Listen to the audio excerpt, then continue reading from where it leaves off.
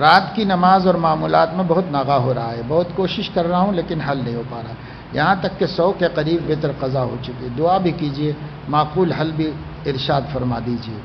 دعا کرتے ہیں اللہ پاک استقامت دے، دین پر ثبات عطا فرمائے، اللہ تعالی ہمت اور حوصلے میں اضافہ فرمائے۔ دوسری بات یہ ہے کہ آپ یہ سوچو کہ اب 100 وتر ہیں، پڑھنا تو پڑے گا ہی، اگر روز پڑھ لیتے تو وہ بوجھ تو نہیں ہوتا جس سے بچنے کے لیے آپ نے چھوڑ دیا ہے کہ صاحب ذرا آرام کر لیں گے، ذرا تھکا ہوا ہوں اس لیے چھوڑ دیا ہوگا، یا بعد میں پڑھ لوں گا اور صبح سے پہلے نہیں پڑھ پائے ہوں گے آپ، اس طرح قضا ہوتے چلے گئے۔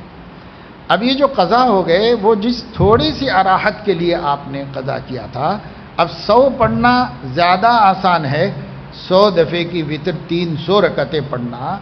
زیادہ مشکل کام ہے، یا اس دن اب وقت پہ ہی پڑھ لیتے تو زیادہ مشکل ہوتی، وہ 3 رکعتیں اسی دن پڑھ لیتے تو زیادہ مشکل تھا، یا اب 300 رکعتیں پڑھنا تو ہے ہی۔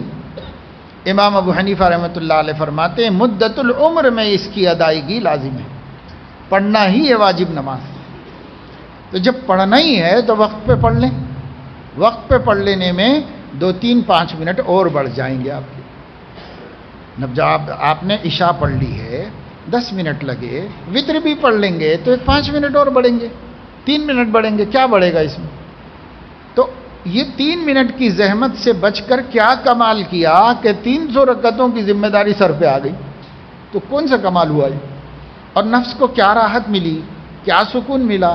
کون سا کام خراب ہو جاتا تھا اگر آپ پڑھ لیتے تھے؟ تو کچھ بھی تو نہیں، تو نہ کوئی فائدہ ہوا نہ کسی نقصان سے بچے۔ البتہ سر پہ ذمہ داری بڑھ رہی، کبھی تو کریں گے، جس دن آپ کو احساس ہوگا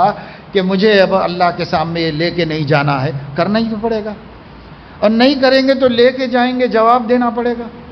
اللہ کے پاس۔ اس لیے بھائی وقت پہ کر لو، وقت پہ کرنا آسان ہے، کام وقت پہ کر لینا چاہیے۔